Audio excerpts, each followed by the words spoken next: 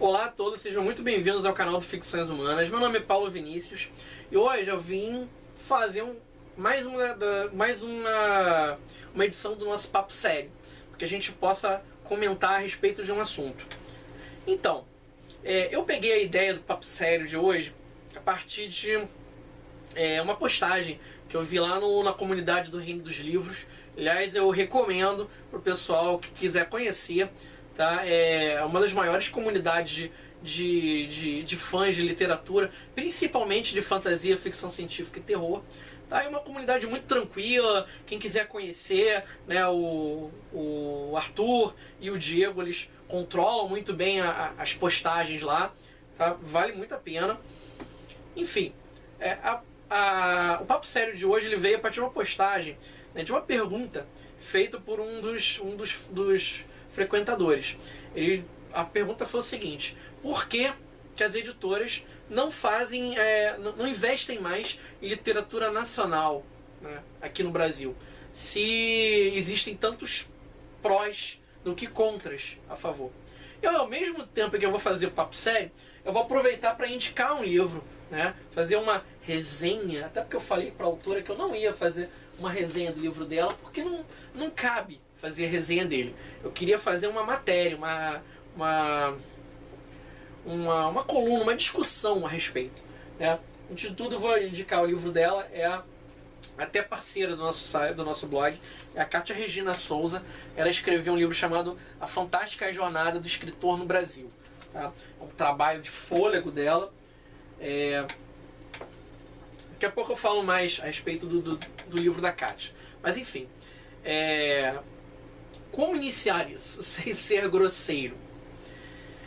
Então, eu conheço já, pelo menos eu conheço não, eu tenho me envolvido bastante na discussão sobre o mercado literário no Brasil já há alguns anos, desde a formação do Ficções Humanas, até porque eu já tive algumas situações chatas até durante esse tempo que eu estive à frente do blog, até algumas que eu mesmo provoquei para mim mesmo e que depois, eu vendo em retrospectiva, eu não teria tomado a atitude que eu tomei na época, o que me permitiu até amadurecer como blogueiro nesse tempo.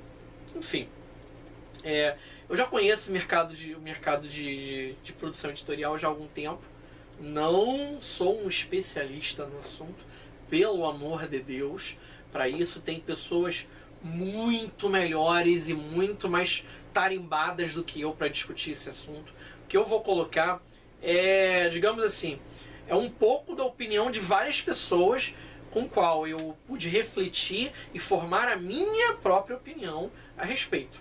Aí a minha opinião, eu posso estar errado, eu posso estar certo, ou posso não ter a totalidade da informação. Então eu já estou fazendo esse disclaimer antes de apresentar o tema propriamente dito.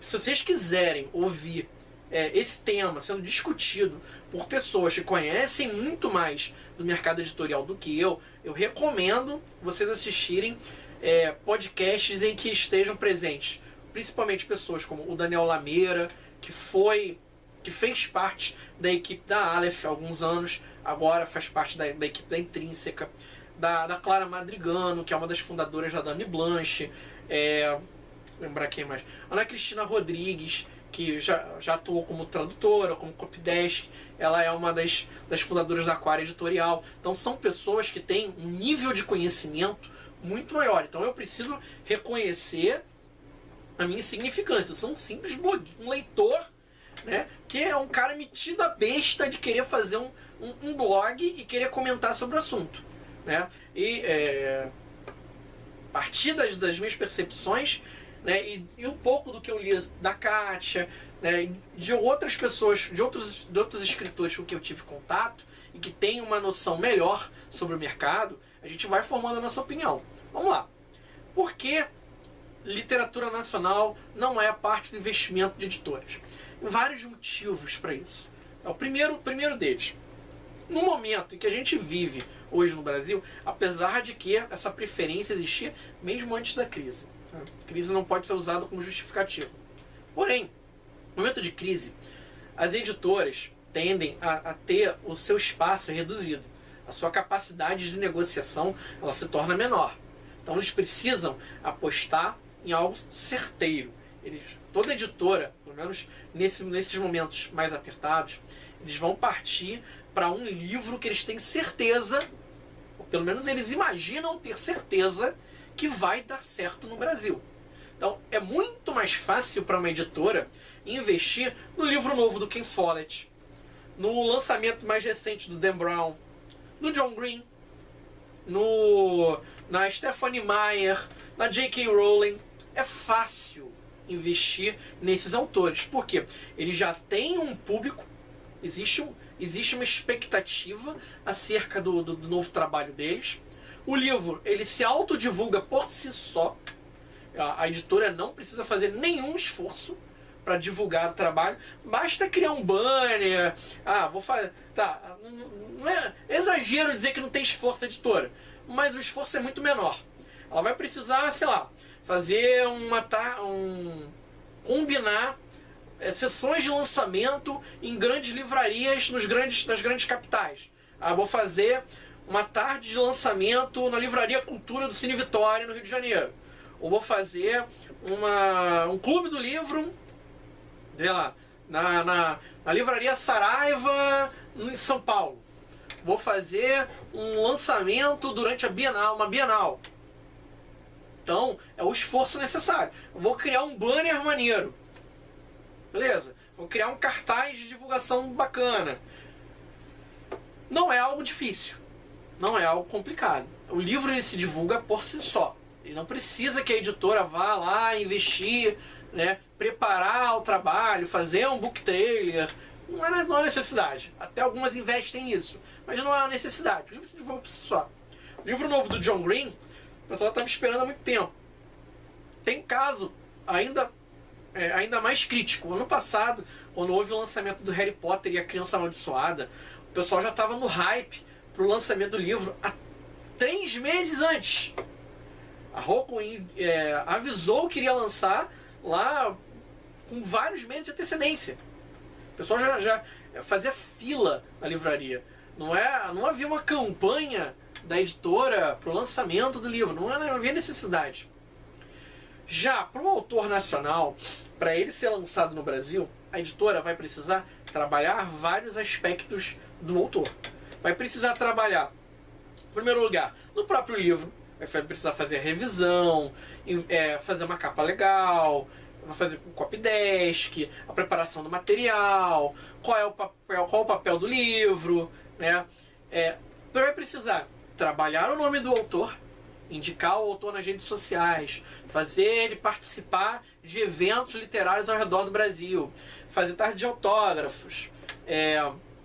Ele precisa participar de programas de rádio, televisão, estar na coluna do Prosa e Verso, de uma coluna de cultura no Estadão, o que quer que seja. Então vai precisar trabalhar o livro e o autor. Vai precisar ter alguém que colhe no autor para trabalhar a imagem do autor nas redes sociais.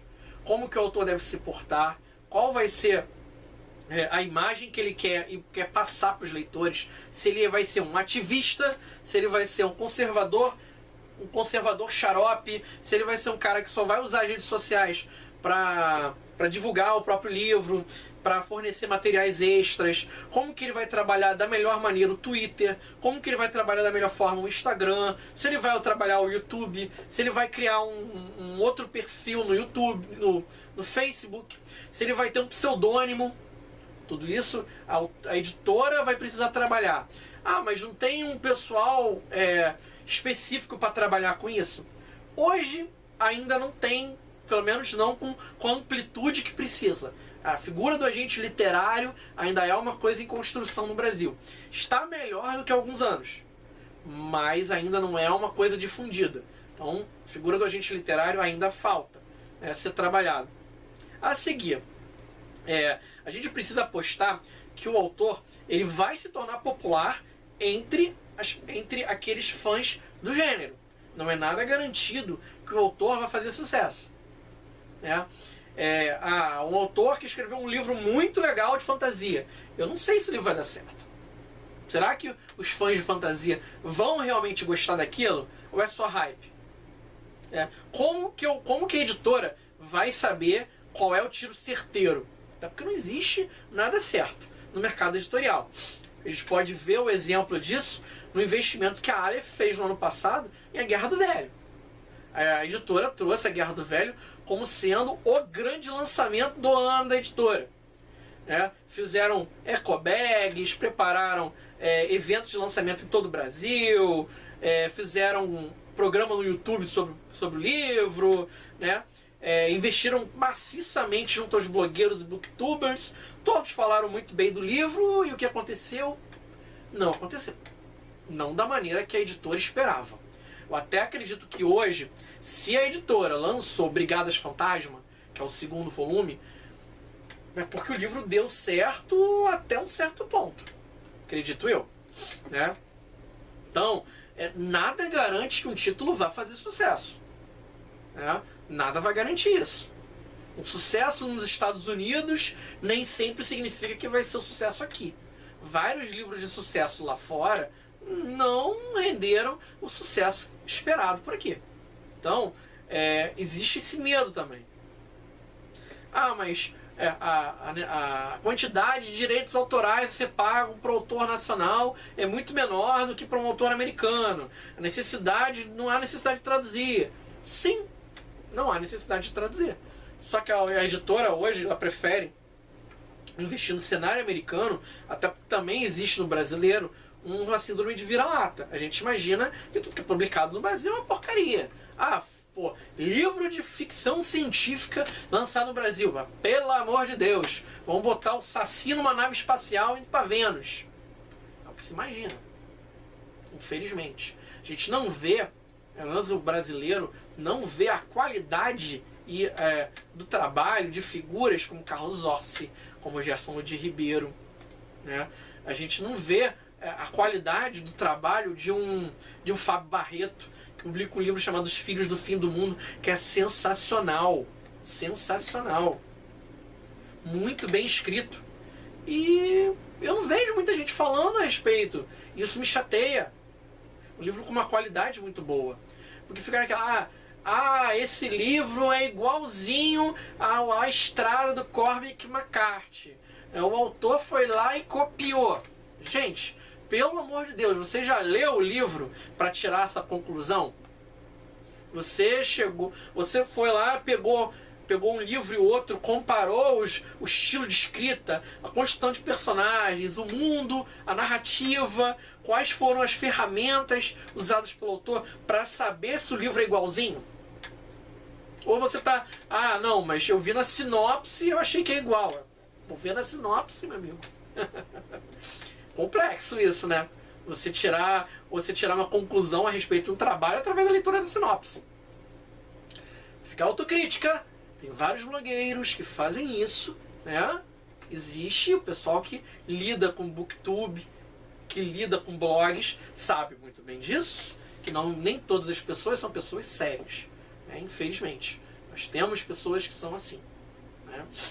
Mas enfim, no que isso tem a ver com o trabalho da Kátia Regina? Pois é, a Kátia Regina ela fez uma pesquisa de fôlego ao longo de 1 ou 2 anos. A Kátia chegou a comentar, acho que foram 2 anos. Ela entrevistou diversos autores e ela fez... Eu achei até interessante. Ela construiu os capítulos do livro como se fossem a jornada do herói. Parecido com aquela formulazinha que foi adaptada pelo Christopher Vogler a partir do livro do Campbell sobre o mito do herói. O herói das 1000 faces, tá dizendo.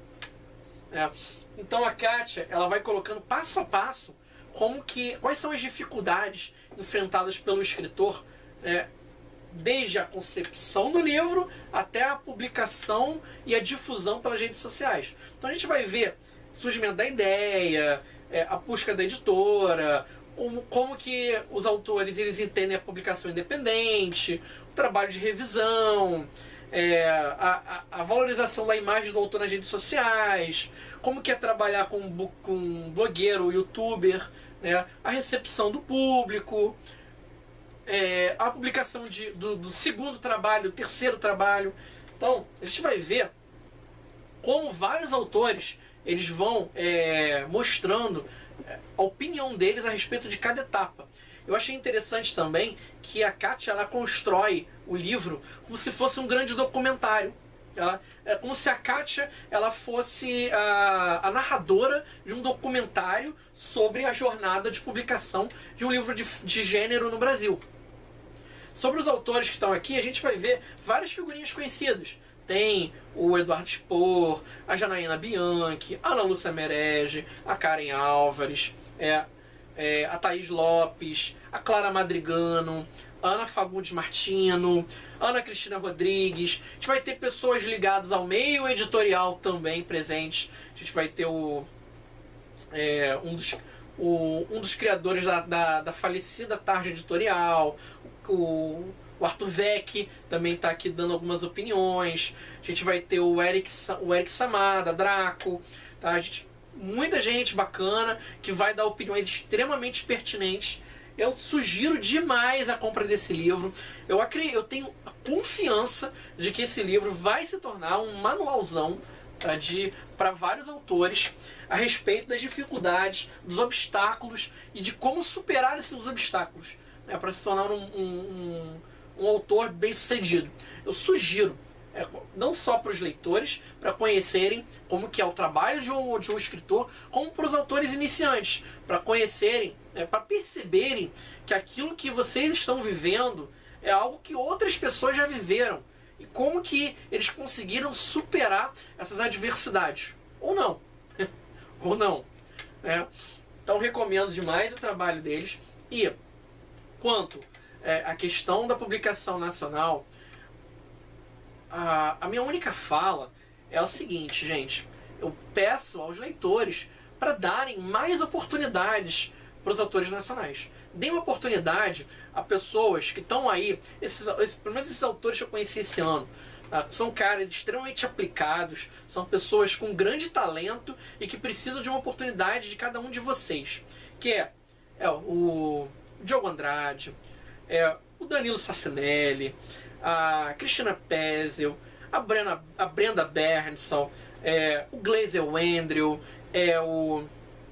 Gente, se eu esquecer nomes, por favor, me perdoem, não vou lembrar o nome de todos, tá?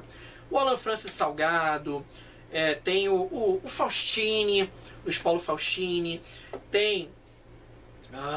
Jesus. Lembrar de todas as pessoas, dúvida. O Clécius, Alexander Duran, tem...